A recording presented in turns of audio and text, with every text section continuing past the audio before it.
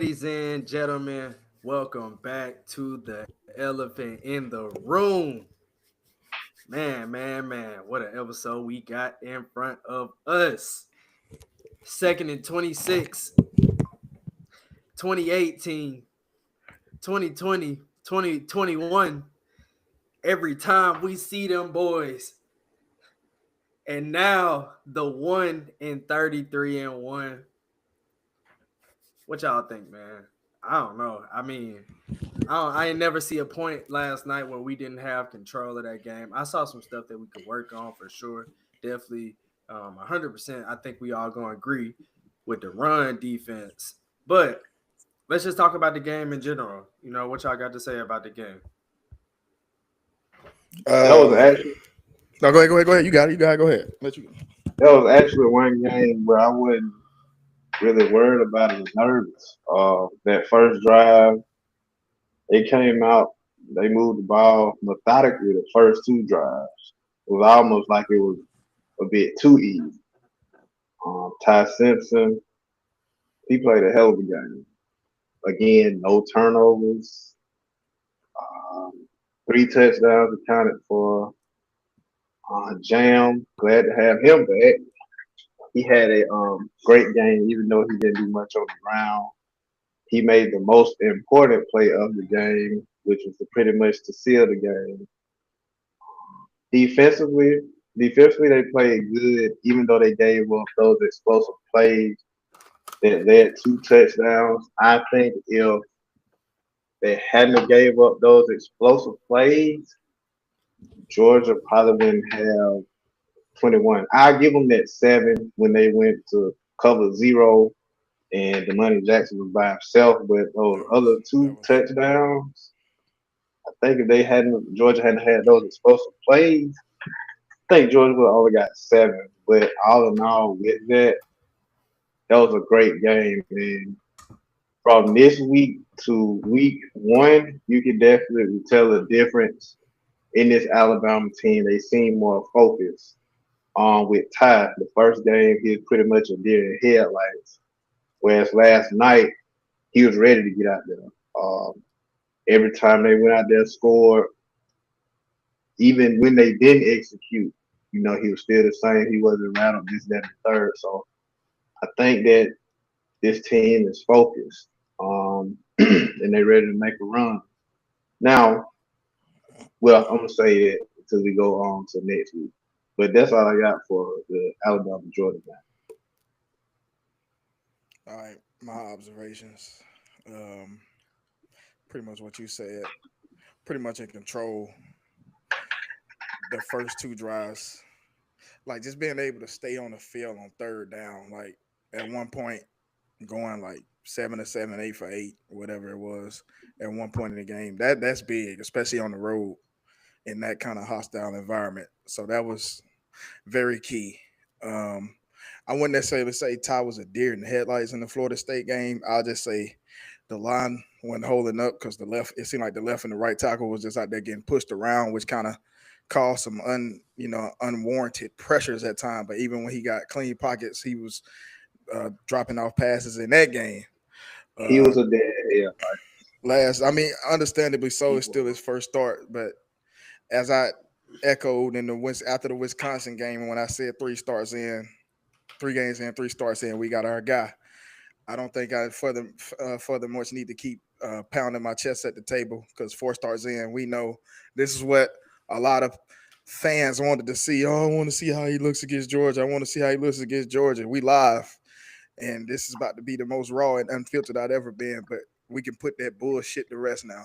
So we ain't got to worry about none of that. How he looked versus team A compared to team B. Because I was the one who said it don't matter who we got in front of us at this point. That Florida State game, anybody after that should be treated as the best team in the land. This Georgia's obviously not the best team in the land. I don't think this is actually one of Kirby Smart's best rosters, but it is what it is. The name across the chest, they gonna make it as such. And another thing taken away from this game is Alabama has the psychological edge over Georgia from coach on down to the players, and it shows every time they play. Like it's always some mistake on somebody's behalf on Georgia's side that somebody messes up. I think Kirby panicked in a moment where he should have took those points instead of trying to be cute, trying to catch trying to catch Alabama off guard. You got down there with your big physical running backs, and then you have your third down back, which is mainly your receiving back, trying to get 1 yard on fourth down, and it came back and bit you. Another situation, of course, they could have taken the lead with a drop touchdown. We had a drop touchdown on our side too, but guess what we did? We went down the field and still scored. So Georgia had that same opportunity. In that game, they showed, I don't think they really trust Gunnar Stockton. I was kind of sold on the Tennessee game because they put themselves behind the 8 ball to where they pretty much had to let them loose and let them throw the ball across the yard. But I think in this game, they didn't want to do that because they felt if they did that with this against this Alabama team, then it would have been a much of a runaway. So they didn't. He only threw the ball 20 times and then only had 130 passing yards. So I don't think they trusted him. The run was working for the most part for them, but like you say, it's just sometimes we just didn't fill the holes and fill the gaps correctly. And they did what we didn't do as far as the run game on offense. We kept trying to run inside. We never tried to run outside. They was hitting us with tall sweeps. They was hitting us with stretch zone plays, and it was working. We kept trying to just up the middle, and hopefully we can just get a big chunk that way. But obviously it didn't work. And like you said, it is good to have Jam back. But as far as the team, I texted Dre earlier. In this version of Alabama football, the latter years of Nick Saban on to now, I never thought I would see the day where we would have more third down conversions, 13, than penalties for the whole entirety of the game. On the road. This is on the road, by the way. One of the loudest venues in college football and as the SEC. 13 of 19 on third down on the road. 4 penalties, 16 yards. So that's pretty much a penalty each quarter. They had like 6 penalties, 68 yards. There was some missed penalties as well. A lot of missed PIs. Like, I don't know what it is. Georgia DB was doing a lot of grabbing.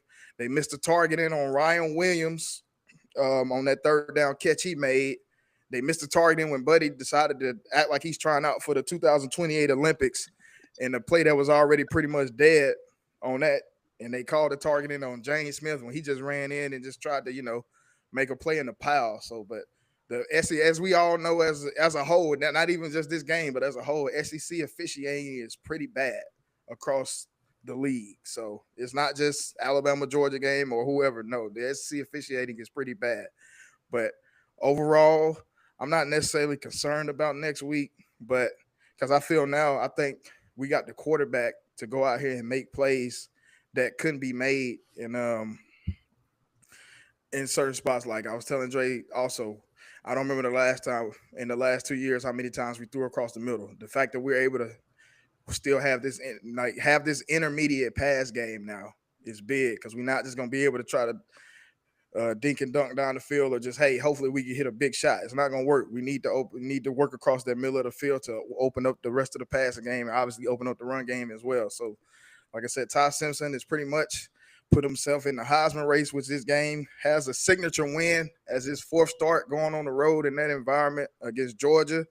And hopefully we can just continue to build off the momentum after the Florida State loss, because let's not forget all those games after that mattered as well. The UL Monroe game, you did not want to come out flat in that game and unenthused as well. And also the Wisconsin game, just continuing what you did in the UL Monroe game.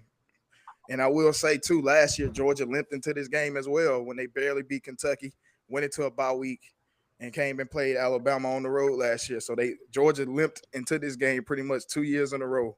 2 games that they should have lost as well, and they ended up winning, and they won both. But I think coaching lost this game for Georgia this year, and then I'll put my bow on it. That's all I pretty much got, and Roll Tide, and then we're going to keep going with it, but we'll let you get yours, Andre. Yeah, I really go backwards from the end of the game back to the beginning. 2 of the most important calls, first of all, was our game clinching play, which was a fake sprint out. Should have been a rub concept. Anybody in the world would have thought that some type of rub concept was coming to the left side to clinch the game, but instead, we get the rollout, we dump off the jam, get a very nice clutch play there to end the game. that speaks to the entire game. That game was called perfectly for Ty Simpson. Like that game was called to all of his strengths, and I do agree with you. I don't think necessarily that Ty Simpson was completely a deer in the headlights in Florida State. The O line in the first half and the O line in the second half were completely different. They did not protect him well in that second half. They had him running for dear life. And when I went the next week and I saw them play against UL Monroe, I said it. If he's protected, he makes very nice throws. Like he really looks down the field to see what all options that he has. And you see it again against Wisconsin. You saw it perfectly throughout the game, pretty much all last night.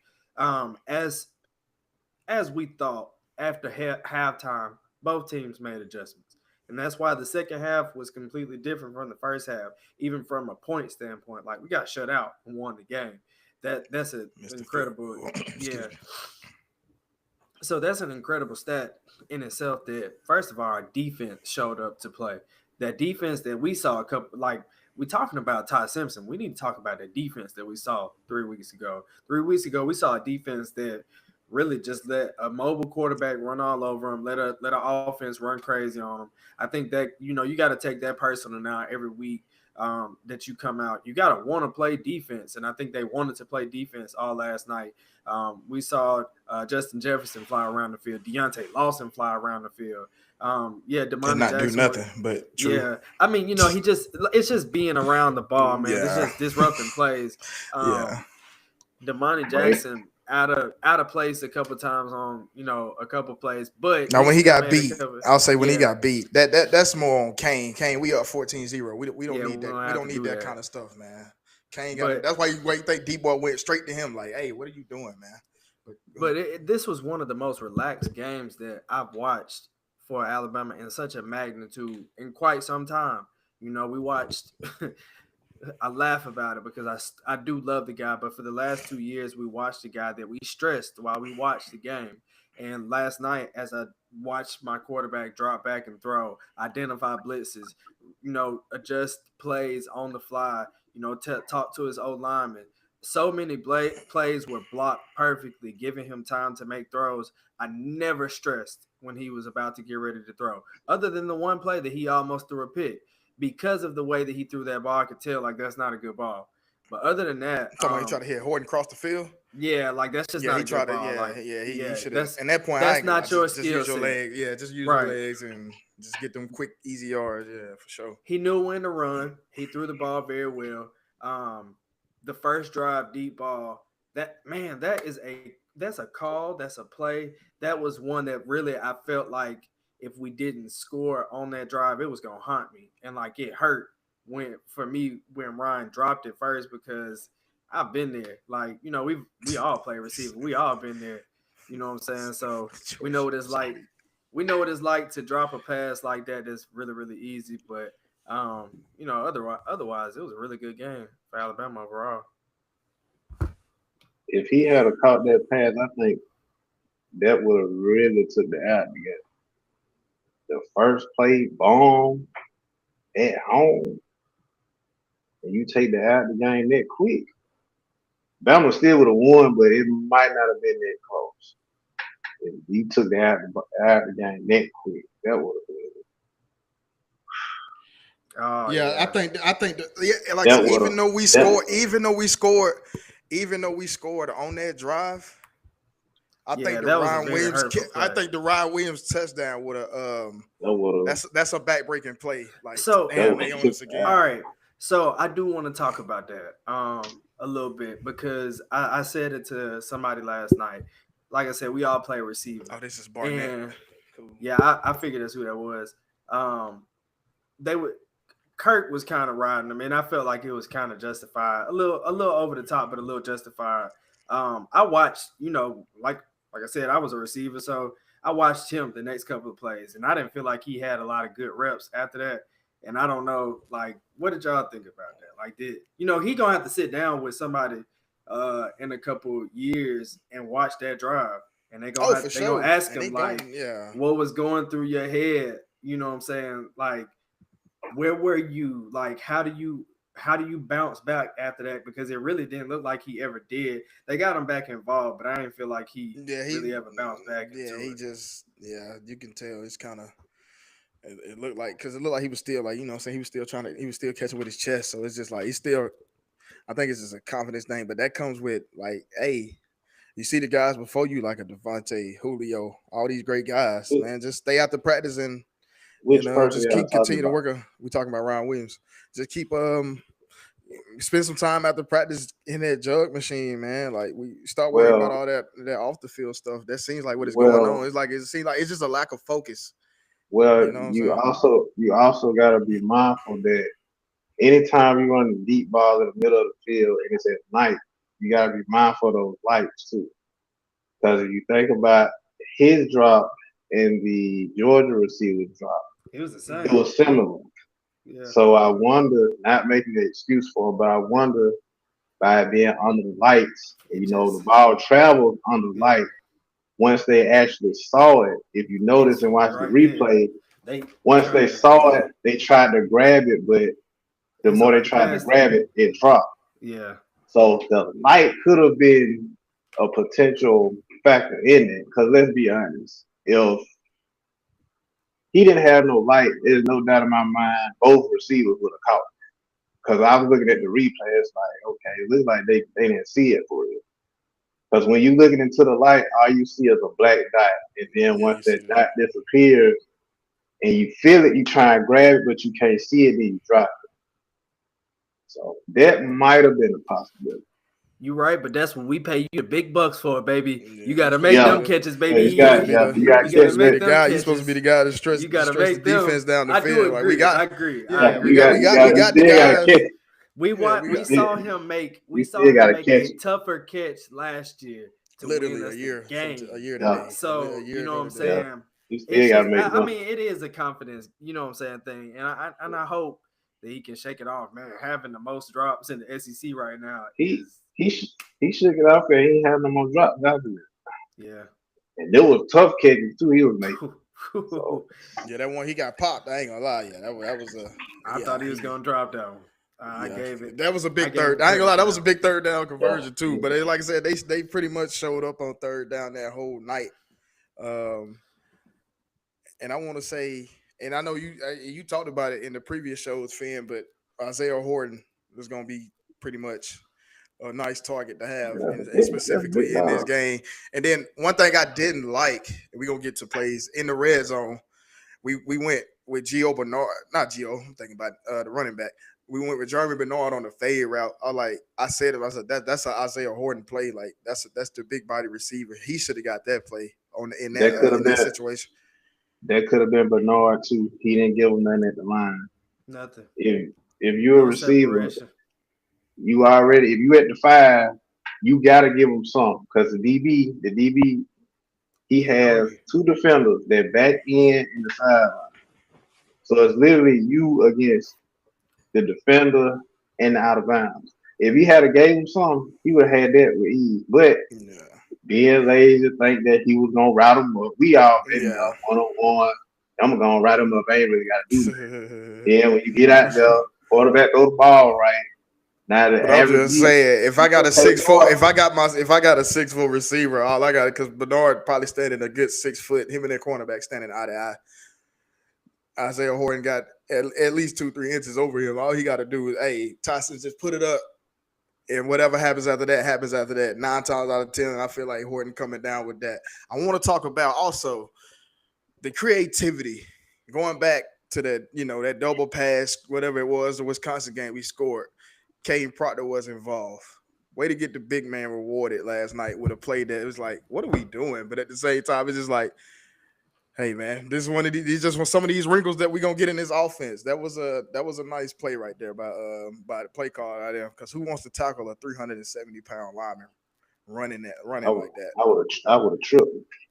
I thought the play call was perfect. To be honest, I thought what better way to at the 10-yard line is low risk, low. You know what I'm saying? Low risk, high reward. You get it to a 300-pound guy that got at least 4.8 speed at best. You know what I'm saying? At worst, who finna tackle him? You know what I'm saying? So yeah, I thought it was a perfect play call. You know, that's something that let me tell you something. It got me out my seat when I saw it. Like it made me stand up and like feel the energy that I'm sure the sideline and the guys on the field felt like you don't see that every day. You know what I'm saying? You don't give it. You don't. That is something that the tackle comes out there. Just imagine if you didn't get to see that. Just imagine, like I said, it was another game played at the same time. Just imagine you a Penn State and Oregon fan. You come back and check out Alabama, Georgia highlights, and you didn't get a chance to see that live. You would think that's not real. Like there's no way they did this. Who doctored this? Who edited this and made it look like this is a lineman? And in the sequence of plays that led to that play, like the way that drive built perfectly to that, because Georgia didn't know what else to do at that point with our offense. Like they were really scratching to just get off the field, and we were in, I'm not gonna say in a peculiar situation, but we were in like 1st and 10 from like the 12 or something like that. So you know what I'm saying, in a situation where it's gonna be tough to get a first down, but we need to get enough yards on first down to like give us a good, you know what I'm saying, push ahead. Perfect play call. Who gonna tackle this guy? And then that's exactly. Like they said, like they've been saying all day, hanging in the Louvre, man. That's a picture that's gonna last for the rest of our lives.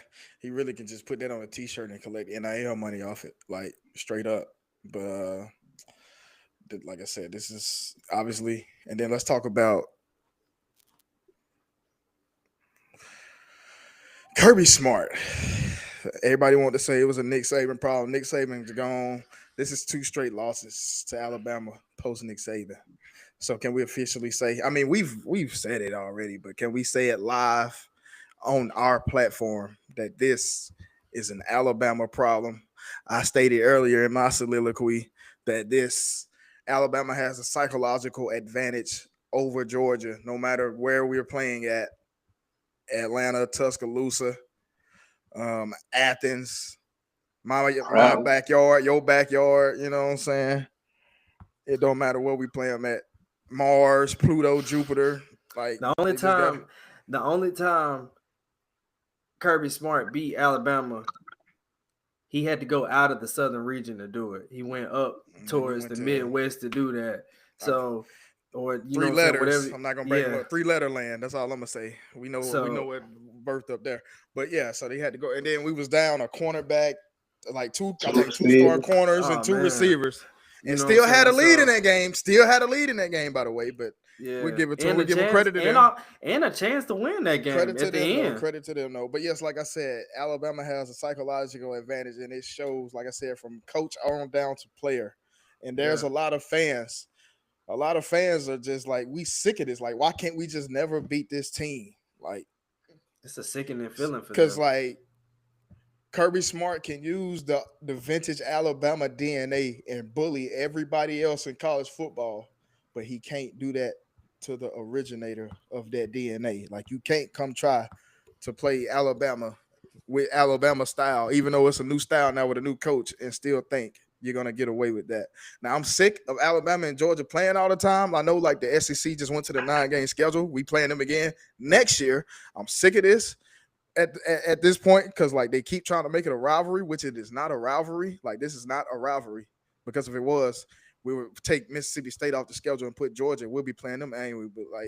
But I think obviously the media made it a rivalry because Kirby was under Nick and Kirby went to Georgia, and then he basically elevated Georgia past what Mark Richt was able to do to him. Shout out to him, by the way, because Mark Richt made Georgia relevant. Like, let's give him credit. He couldn't get over that hump, but he made them relevant in a sense.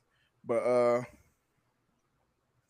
yeah, 1-7. Like, that says a lot. And I know he tried to kind of dance around the answer like Dabo, like, you know, what's their record? What's team's record against these guys as well? Like, nah, Kirby, like, you get paid. This is what you get paid. You get paid to win games like these. Like, so. But what do we think? How do they fix this issue besides maybe going to get a quarterback, not just the game manager at quarterback, but going to get a generational, at least for the college ranks, a generational type quarterback at college?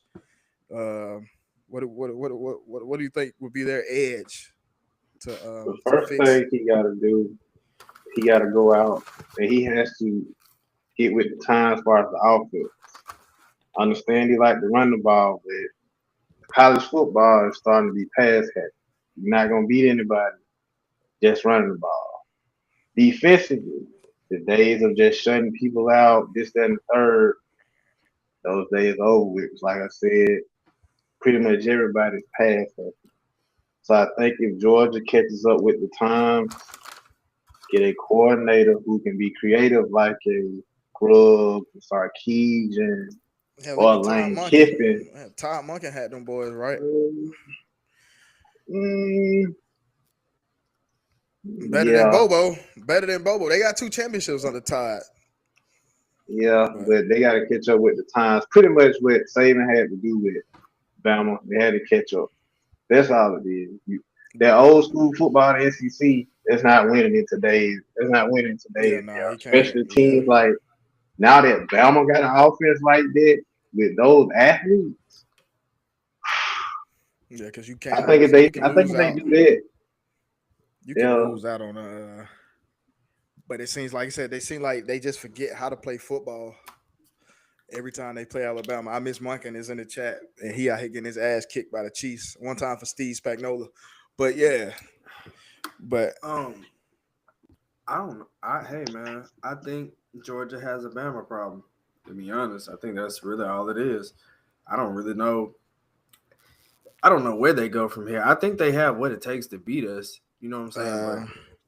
The teacher never beat us. They don't have. But the thing about it is, like, they have a favorable schedule the rest of the way. But at the same point in time, like, these are games that you still could potentially, like, you still can lose these games. Like Auburn, for whatever it's worth, how they look offensively, they still have a defense. Texas, how they look offensively, they still have a defense. You got to go to Cowbell Land. You got to go to Cowbell Land and play Mississippi State. They have a legit offense. Now I don't know what Mississippi State will be that point in the season because that game is in November. But you forgot about Ole Miss. Has an offense. Yes, Ole Miss as well. Ole Miss has. Shout out to the Lane Train, I think. But the thing about Lane Train and the thing about a lot of these teams that while we got the 12-team format. Lane Train will lose a game that he's supposed to win, so be mindful of that. But yes, Georgia could be sitting at 3 losses by the end of the season. Oh, and their in-state rival, who should have won that game last season if they knew how to if they had better 2-point plays. Georgia Tech could have won that game last year, and I think that is going to be a dangerous game at the end of the season. Now, so this is a burning hot take. Shout out to the Let Me Say This. I'm with you. Oh man, I'm with you. Georgia finishes the season 9-3 or 8-4 with at least a loss to Georgia Tech. That's all I see. I say 8-4. I think Georgia finishes 8-4. They're gonna lose 4. I don't think Georgia's went through a full reset yet. Like as far as like we've been trying to contend for all these championships, and they haven't really just reset. I know what they went. Yeah, they repeated in 21 and 22, 23. They lost to Bama in the SEC championship game. They still went out in their bowl game and kicked Florida State's ass. And they finished 13-1 as far as record goes. They had a case to be in the playoff. Like they were still amongst one of the best 4 teams that year. But you know, it was too much politics going on that year. Last season, they win the SEC, so they get their chance to go. But like I said, they really haven't had a full blown like, hey, yeah, we just need to. It's just one of these years, like Alabama in 2019. Hey man, it's just one of these years. Yeah, we won a lot of games, but it's just like, hey, we just need to recalibrate. We didn't win to like 4 straight championships in a row, so we just need to. They got a nice bounce back game next week, though. I think they don't have a tough opponent. They playing Kentucky, I believe. Yeah, a game that they should have lost as well last year. So I think if they can bounce back in that one, they'll be fine. So it'll be up from there. I hope for Georgia from there. Yeah. I don't see them losing Kentucky and all. No. But Ole Miss, Mississippi State, Georgia Tech, and Texas. But while we're here and 7 minutes away from the 24-hour rule, I guess it's close enough for time to look Nah, the forward. 24-hour rule is like 9:30. What are we talking about? 10 o'clock. well, Yeah. Cool. You going Close from the enough. kickoff. You going for the kickoff. Close By the enough time for me. by the time the Cowboys piss me off, I ain't gonna be able to celebrate Alabama victory no more. But we ain't on that right Nah. now. We ain't on that. This is a college football show. This ain't technically it start at Sunday practice. Cool. Close enough for me. That wouldn't really over with. It ain't really no 24 hours. Yeah. You know, It's close. That's for the fans. It's close I'm enough for gonna me go to play say. Batman freshman. It's close enough for me to say that I feel like next week's game is of higher magnitude. I'm not gonna lie. I'm not gonna lie. To me, Every time we play Georgia, even with my boy Jay Mill ticket, I'm never concerned. But this week, I don't care who's at quarterback. But for some reason, I'm not gonna lie. I'm concerned. I am concerned. I need it. I'm out here sitting here worried about big bad Alabama, 18 national championships, damn near 950 some wins, or a little bit over 950 some wins, or whatever. Dude, somebody look it up.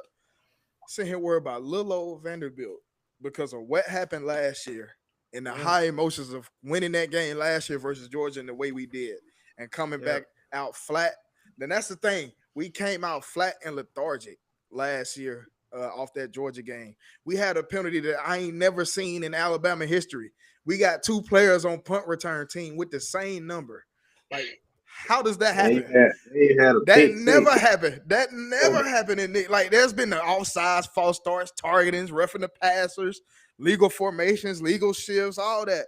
I've never seen 2 players on the field at the same time with the same number while watching Alabama football. And when I saw that, I was like, yeah, we cooked. We not ready. We not ready today. I think it's gonna be different because they know now you can't. Come on now, we can't lose to them twice. You cannot. And we done already lost the game. Yeah. No, we ain't no way.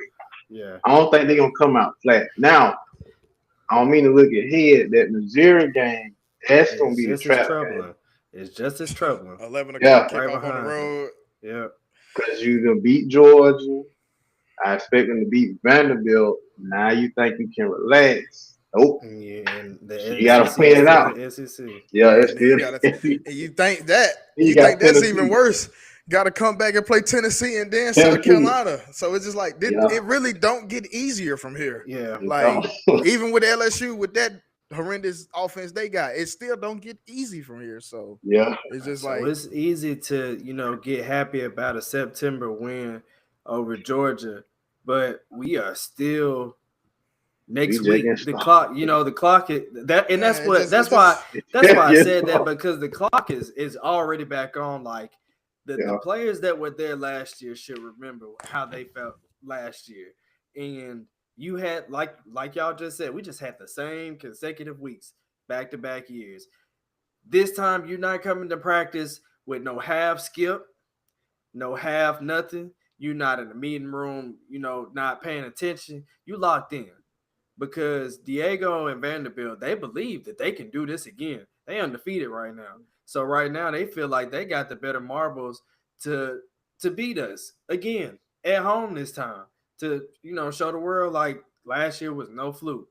So, and he's not the only one on our schedule that I'm ready to see again, but we're going to get there at the end of the season. But I don't want to look past that game either. I feel like that one is more anticipated than last night was to me. You know what I'm saying? Especially now, I don't expect nothing. You know it's gonna be eyes because we got certain fan bases out here crying again because they missed out. We missed out on college game day.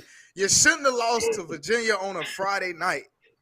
That is on y'all, man. Like y'all pissed away y'all chance to have college game day. All y'all had to do, it don't matter how you win the game, just go out there and win it. You don't have to apologize for winning. That's the thing. Y'all win that game. Y'all got college game day in Tallahassee. Y'all got what y'all want. But here we go again. Like, y'all out here crying. That is y'all own fault. So, like, ain't nobody trying to hear that. You know what I'm saying? Y'all would have had 2 top 10 undefeated teams. Probably would have got the late kickoff, all of that. All of that in that environment. You know what I'm saying? I still think Miami would have won. That's just me. I don't know because Lambeau Beck be making me nervous and he ain't even my quarterback. But speaking of Lambeau Beck, if Lambeau Beck played for UGA last night, we would have won by 17. But that's neither here nor there. Sure. But but yeah. To be fair, To be fair, next week's game, I do have us right now. We had 6 13 and a days half. ahead. We had 13 and a Six half right now. 6 days ahead. I got us by 17 right now. If the same Ty Simpson shows up again next week, which I fully expect, I got us by more than 2 scores. I just need the run defense. Don't look like we're gonna hold nobody under 100 yards, but can we at least hold Vanderbilt's rushing attack under 125 yards or at or under 125 yards? That's all I ask. Get them off the field on third down. I think if we can get them off the field on third down, we will be okay. Because, like I said, we got the guy that can keep us on the field at third down, as we just saw last night. So there's that, and we like so. But hey, man, I really I'm just waiting on next week. We gotta make them. We gotta make them play from behind too. Yes, that is the thing. Yeah, we can't go out here. Yeah, we can't go out. Yeah, we can't go out here. And we can't fall behind. We can't play catch. Yeah, can't play catch up this game because that's what we did last year. We spent the whole game. They gotta play catch up. Yes, we spent the whole game last year trying to play catch up, and we ran out of possessions. So defense got us the ball back. One time they actually got to stop. We went 3 and out. Like, come on, man. So it's stuff like that. But I think we could put a bow on Alabama. There was a heap of good games this weekend. The Deuce Knight era. They talking about start the Deuce Knight era, but I'm gonna be real. Might be time. I don't care who you can put Super Cam back there. If you can't block, he not gonna be able to produce. But yes, it's a reason why Jackson Arnold is not in Norman, Oklahoma anymore, and y'all fell for it again. Y'all went out and got Peyton Thorne with better legs. Like, let's be 100. You know what I'm saying? And I saw something earlier. They said they fired Gus when he won 6 SEC games his last season. And this guy hasn't won. Hugh Freeze in 3 years still hasn't won a combined 6 SEC games. And every year we rebuilding. Just wait. We hit this every year from Auburn in the offseason. They beat Baylor. Okay, cool. They go out and beat Ball State in South Alabama. 3-0, top 25. And then you get your first SEC game on the road. Look what happened. Had a chance to win that game. I know, we lost to the 2 top 10 teams by 1 possession. But you also, what you're not telling is these are 2 games that you probably should have won, especially last week. You should have won that game last week, but you didn't. So there's that. So what is the outlook from Auburn moving forward? And now they got Georgia coming in a couple weeks. Hey, offense got to step it up. Defense can only be out there so long. They offense step it up. They can make some more. It went from really good 2 weeks ago to really bad in 2 weeks, and both losses were by a score, and both don't feel losses. Like that. And it doesn't. It really doesn't. It feels like they lost by 14 in both games. Both games, the defense, we always gonna talk about Auburn defense. They played well. Like, they played great enough to win that game. Gave the offense chance after chance, but I mean, like I said, the 1-score losses, man, we cannot have that. Not in this SEC. Not especially when, and like you said, you get a bye week now off 2 losses, but then after that, even if you're on the Plains, now you got a hungry, angry Georgia team that's gonna probably try to whoop up on Kentucky this weekend, and now they coming to Alabama to beat up on somebody. And why not beat up on the little brother in Alabama? You know what I'm saying? So, yeah, the offense got to get it together. And I think in 2 weeks, Jackson Arnold's still going to be the quarterback. So that's not going to change anytime soon. Like I said, it don't matter who you put back there. You can have a super backfield with Cam Newton, Bo Jackson, and Cadillac in the backfield. You can't block. You can't control the trend. They got pushed around. Texas A&M had like over 200 yards rushing on offense. So they got pushed around on both sides. And the only time they got a score is because they get the interception, and the defense pretty much walked it down to the 2-yard line. And that whooped your ass over there. I saw it. But the defense walked you down the field for them to get that. You scored 2 yards out. Duh, you supposed to do that. Like, who can't score from that close? Like, come on, man. If you can score from that close, then Georgia. I mean, but hey, they won at the 2 though. They was at like the 6 or 7. You know what I'm saying? But at the 2-yard line, all he had to do, so it's just like that's the only score they got. Like, y'all couldn't conduct a legit drive. Like, what at one point they had like 6 3-and-outs and like 5 punts. Like, And this ain't me trying to rag on Auburn because we want Auburn to do good. You know what I'm saying? Like, I don't really care about like Auburn, in-state rival, blah blah blah. But I'm kind of toned down on Auburn. Like, my hate is really towards Tennessee, and you know what I'm saying. But yeah, like I don't really care like who you put back there at quarterback if you can't protect them. Like I said, throw Cam Newton back there. Cam Newton gonna be out there like he was at Carolina, just out here just taking body shots for no reason back there with this offensive line. So hey, but more power to them guys. But hopefully they get it turned around. And you know how Auburn gets when Georgia and Alabama comes into town. It's this is the number one team in the country. Like if we can get Auburn to play like that every game, this would be a legitimate problem. And speaking of bad offenses, and another Tigers team, Brian Kelly. One of the most overrated coaches, I think, in college football. Now that Jimbo Fisher's an analyst now. But they revamped their defense, but then forgot how to play offense. So what Dre, you was the one who you was on you picked them to win. I told you Lane train, man, but you know what I'm saying? And Bo Nick slander will still never be tolerated, but he can't save him. He can't save him. He can't even save him. You know what I'm saying? They ran him out the city. But yeah, so what do we see here from LSU? Because it's also not getting easier from LSU. So a stupidly complicated offense for a experienced quarterback that still is out there making some horrendous choices. He went 21 for 34. He had a touchdown, but he had a horrible pick. Like you just don't throw that pass. Lane outcoached Coach Kelly last night for sure. That was another very good game clinching play called there in that game too on that little shallow route.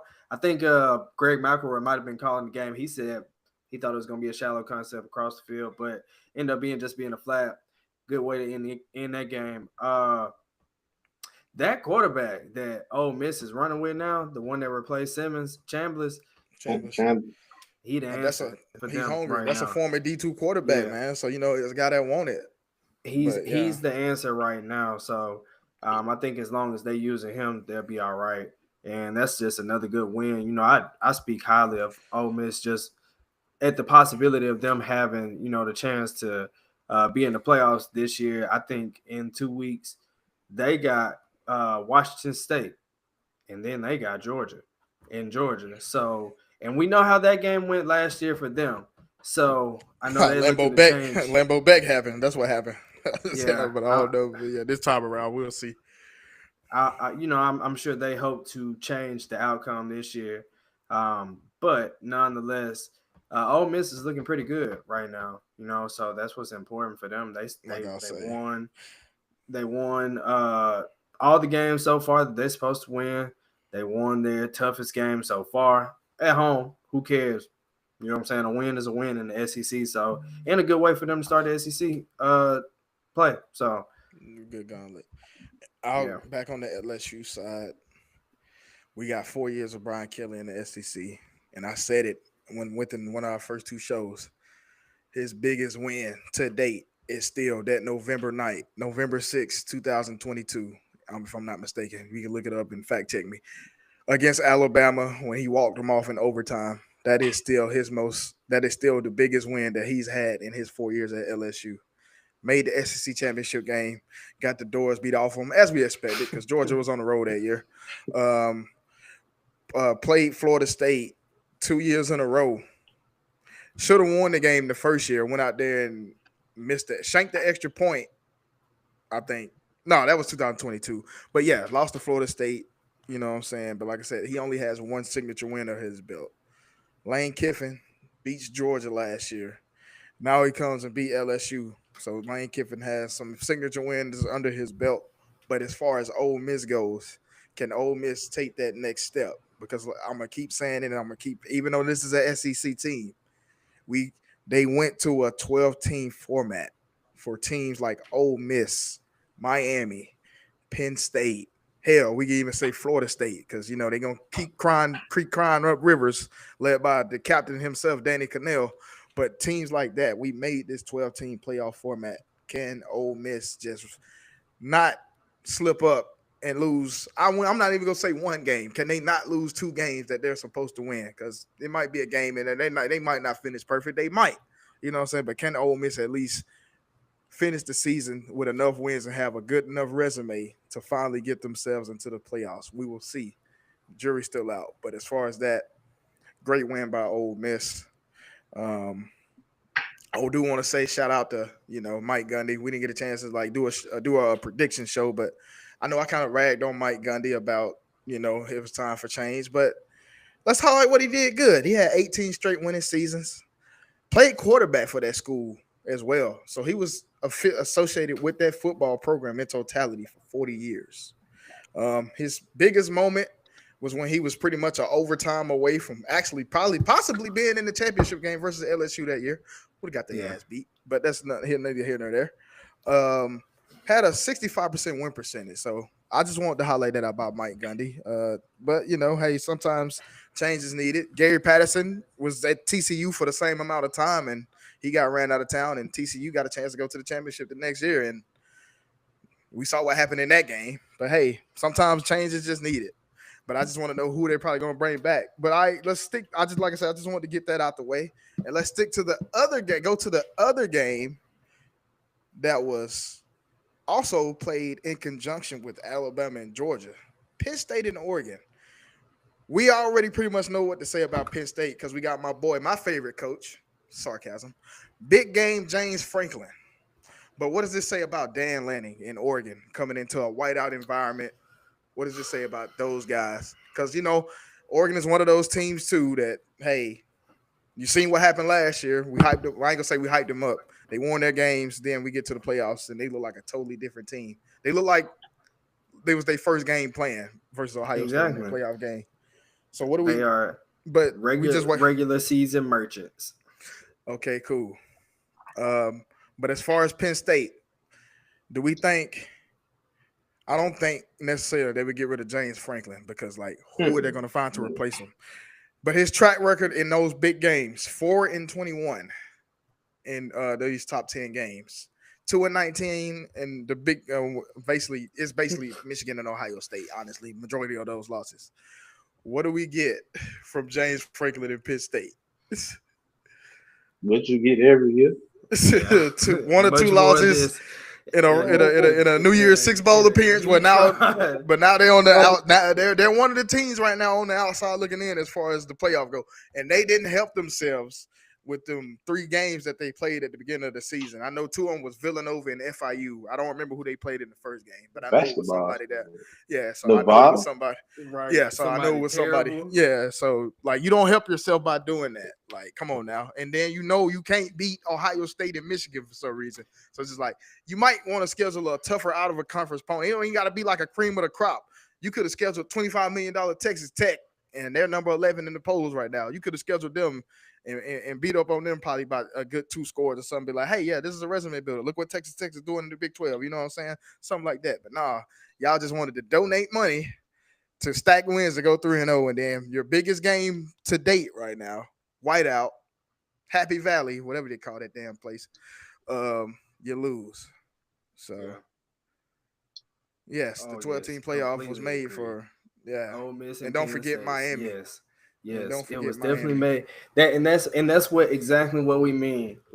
Penn State is going to still make the playoffs with the possibility of at best 1 more loss, and they did nothing to earn it but lose to Oregon at home. I got a question: if the committee had to decide between Penn State and Notre Dame, who you think they're going with? Penn State, Notre Dame. They're political. I'm sorry, facts. And then they're traditionally more, but that Arkansas win don't holding them weight. The coaches poll had Notre Dame ranked with 2 losses. Yeah, they started the season 0-2, and they were in the top. They lost 25. 2 ranked games. Exactly. So they already telling us. Penn State. That's still Penn State. Now, if Penn State beats Ohio State, which low key is a possibility, is low key a possibility. Ohio State offense is not but Do we really? They This is a nice. ain't picking up. This is a nice little insanity run by Indiana right now. I'm not gonna lie, but we'll see. But we will see. But nah, Notre Dame is Americans' darling, man. Notre Dame is college football's darling, man. Notre Dame is college football's darling. That's because Alabama was out last year. They needed somebody. Pony up, baby. We ain't got to get it that. They got lucky and played SMU, who know they didn't have no damn business in there. But hey, pony up, baby. SMU die hard. You know what I'm saying? Yeah, but Penn State. Not Penn State. Notre Dame has unless they run across teams that somehow magically jump into the top 25 as the season goes on, that strength of schedule. Their two biggest games, they needed to split those games, and they didn't. They lost both. They gonna pull their schedule. Who we talking about? Notre Dame?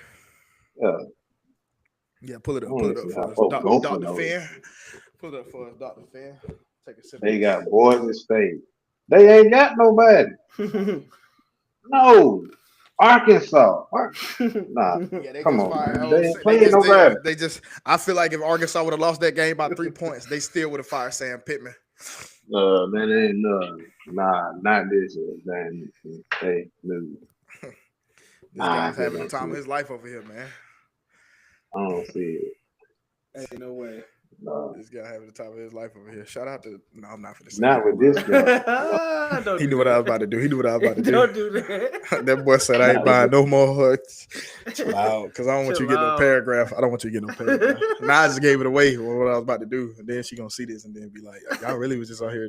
The whole show was really about me, huh?" Girl, roll tide. Shut up. But we gonna see, because we've seen the committee work some magic these last two playoff selections. You know what I'm saying? Especially with the whole they ain't gonna work. Pittman comes back as O-line coach. Nah, man, Pittman just need to go home. He will make great O-line coach. He'll get a job. Nico Cochran. Hey, yeah, I'm gonna do it this week. Shout out to ASU, man. Went down there to FAMU. BTA tour still continue. Shout out to Bama State, man. Shout out to Moscow Full Sail University, the real FSU. Shout out to the real FSU, man. Full Sail University. We ain't got no football team, no basketball team, man. But look us up, man. We on the map, man. They got an E-game team, man. Hey, you know what I'm saying? They got a great sportscaster program, which I just happen to be a member of. You know what I'm saying? Hey, man. But shout out to Full Sail University. Shout out to Rodney Davis too, man. But shout out to that boy. But yeah, man. Bama State, if Bama they State beat Jackson at A&M, if they beat Jackson State at A&M, they'll be in the championship. Put it up to the Man City Classic. Man City Classic. Oh, you don't ain't the same no more. It ain't the same. It ain't the same no more. It lost its aura, as the kids like to say. It lost its aura. But it lost its aura.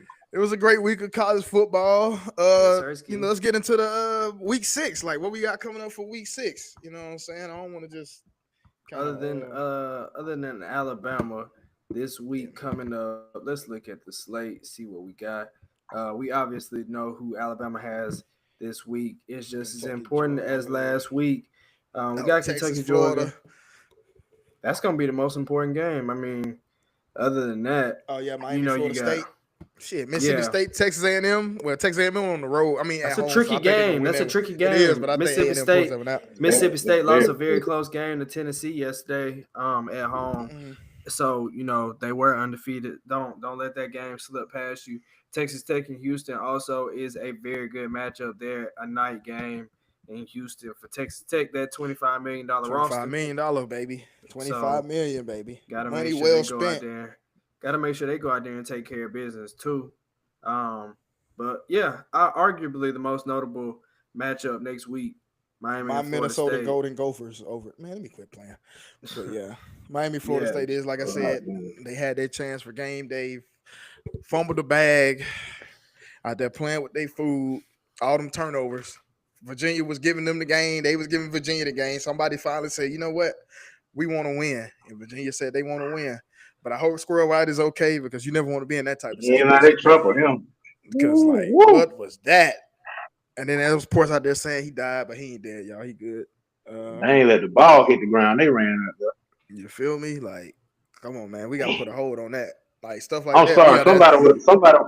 somebody would have got tripped. I'm on the ground. Some 2 or 3 all get tripped. We gotta Somebody at least wait. We gotta at least wait till the players and coaches clear the field. Game day will be in Tuscaloosa, Alabama, man. You know what I'm saying? Why they didn't get? I wonder why they didn't get the prime time game. Bringing that because they had already decided what time they was going to do this game. Oh, bring the rat poison to Tuscaloosa because that's all it is. They trying to. Who the prime time game? Florida, Miami, Florida State. I mean, Miami that ain't going. Yes, it is. Texas and Florida playing at the same time. They're gonna be. They in Doak County. Yeah, they in Doak. They better turn over how they did against Bama. Oh yeah, this is an in-state rival that they lose more than they win. But yeah, they better not go out there and get blown. Lambeau back. They just got hyped up to play Bama, man. They better not do that. Yeah. Shout out to Gus Bus, man. We all know Gus will throw a game away. It wasn't his fault they thought lost this game, but he called a good game. But hey, you know what I'm saying? But hey, but like I said, we got a great slate coming up next week as well. I think no, that was all. They were all. Had a bye. They needed it after. But I think the next time we should do this. No, I'm just playing. I still refuse to do this during the game. But I think the next time we should pop out for this is I don't know, man. After the Iron Bowl, that's a long time from now. But after the Iron Bowl, maybe we should. Maybe Alabama, LSU. Maybe Alabama, LSU. Yeah, you're gonna be on stream eating leftovers. Yeah, but, that's gonna be a night game. Maybe Alabama, LSU come back, hit a live show again that time frame. Yeah. You know, I'm down with it. But other than that, we're just gonna stick to. We're gonna stick to our pre-recorded. And dropping them on YouTube. Make sure y'all check us out on YouTube. At Let Me Say This podcast. This particular stream is not going on that channel. It's going on my channel. If you want to check it out, because I don't meet all the necessary requirements to upload the stream on that channel for the podcast channel. What's up? Let me say this before we go. Colorado might not win another game. You said you had a winning 4, right? You mean win another game? I said you got to win like 5, 6. I think I said I had to win 6. I ain't gonna lie. Oh no, they ain't getting. No, they ain't. Yeah, I did. I think I said after this game, I think we can come back to the table. I think I said after this game we can come back to the table and be like, hey, yeah. I think I said after this BYU game. I said that, bro. The first show I said after the BYU game, we might need to come back and revisit this conversation. I know that's what I said. I don't think I said it verbatim, but I know I said something along the line. 2 Colorado out there. They looking like 2 and. They looking real good. Hey man, because they lost to some tough teams. Colorado, like Aaron said, hey, I don't know, man. Colorado need to build a team like an SEC team. That's why. Go ahead and let you know. Go let you know now. Hey, a lot of y'all don't be watching film now. I ain't know. It's time to go about the problem, man. Let me get this out the way, man. Colorado need to recruit their team like an SEC team. I need a Republican at left tackle. I need a Samoan at center, and I need a right tackle, a bodyguard type at right tackle, and linebacker. You know what I'm saying? That's what Colorado got to do, bro. Like that. Warren ain't coming up no money. They ain't going up there. Yeah, that's all that is. And then Warren Sapp, they need every year 3 in Coach Prime, and we still talking about how they need a line, man. Like, why y'all can't find nobody in the trenches, my dude? Because I'm going to the SEC. That's a fact. All the O-line ain't nobody get drafted in Colorado. Yeah, nobody want to go to Colorado. Yeah, I don't know what he thought he was. Then I can't breathe up there. I'm already big. Nah, it ain't gonna work for me. Yeah, I'm big. I can't breathe up there. Ain't the air different? They above. Oh man, I can't do that. Boulder. Shout out to Boulder. One time to Boulder. Then to get cold up there quick. Nah. Yeah, they don't want no parts of that, man. But yeah. So it was fun while I laughed, but no. Shit, they peaked already. They peaked last year. But I'll never forget, boy. When Colorado first when they won, they beat TCU, boy. I don't want to say this on stream. But you can shut niggas had Coughlin, everything. My boy talking about the sideline look like the BT Awards on the ESPN telecast. I'm like, man, and then they lost. They went out there and lost to Oregon. They had a Went out there and lost to Oregon. After that, we hear nobody talking about no Colorado no more, man. We hear nobody talking about no Colorado. That boy Dan Leonard, they're fighting for clicks. We're fighting for championships, and after that, we hear nothing about no Colorado. But it was a wrap. Hey, those niggas took that game real personal. They wanted the Cinderella runs over, guys. Cinderella. Dan Lannon did not want Deion Sanders to ever have a peaceful night's sleep ever again, man. And then last year, man, the whole he talking about that was like that, man. You lying. You took that real person. Come on now, you gonna admit it now. He knew that what they were for. Man, yeah. They had to do crying like that. You can hear when he was talking. They're fighting for clicks. We're fighting for wins. He knew he was doing. Oh yeah, for sure. Like he got that 2 years ago. He admitted that, man. You in a whole different conference. Y'all in two different conferences now. They in the Big 12. Y'all in the Big 10 now, man. It is okay, man. My boy Dan, man. Dan Lanning was on one there, boy. That game, that was fun. That game. Then after that, that's pretty. Then you know what they had last year, but it's just like, hey, you only got like 3-4 players. What you finna do with 3-4 players, bro? Nothing. He said the Colorado dynasty died that day. We need a dynasty. We don't even know what to call it. Upstart. The upstart, man. But hey, thank y'all for tuning in. This was the Elephant in the Room podcast. One last thing. If you listening, if you watching, they can never make me hate you. And then I'm going to stop the camera right there. All right, man. Appreciate it.